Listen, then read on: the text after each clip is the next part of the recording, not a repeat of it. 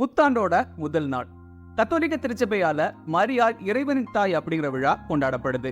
கிபி 5ஆம் நூற்றாண்டுல நெஸ்டோரியஸ்ங்கிறவரு மரியாள் இயேசுவின் தாய் தானே தவிர இறைவனின் தாய் இல்ல அப்படிங்கிற வாதத்தை முன்வைக்கிறாரு. இதுக்கு கத்தோலிக்க திருச்சபையில பல எதிர்ப்புகள் கிளம்பியிருக்கு. கிபி 431ஆம் ஆண்டு ஜூன் 22ஆம் தேதி எபேசு நகர்ல வச்சு திருச்சங்கம் கூடியிருக்கு. அதுல இயேசுல இறைத்தன்மையும் மனித தன்மையும் முழுசா குடிகொண்டிருக்கிறதால அன்னை மரியாள் இறைவனின் தாய் அப்படிங்கிற நம்பிக்கைய கோட்பாடா அறிவிச்சிருக்காங்க. அன்னையிலிருந்து இன்னைக்கு வரைக்கும் திருச்சபையால அன்னை மரியாள் இறைவனின் தாய் அப்படின்னு அழைக்கப்படுறாங்க. நம்முடைய முன்னாள் திருத்தந்தை 2ஆம் ஜான் பால் அவர்கள் எழுதின மீட்பரின் தாய் அப்படிங்கிற மடல்ல அன்னை மரியாள் திருச்சபையின் தாய் அப்படின்னு குறிப்பிட்டிருக்காரு.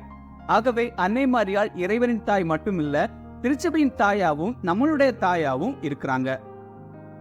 அன்னை மரியாள் இறைவனின் தாய் அப்படிங்கிற விழாவை கொண்டாடுற இந்த புத்தாண்டோட முதல் நாள்ல அனைவருக்கும் இனிய புத்தாண்டு நல்வாழ்த்துக்கள்.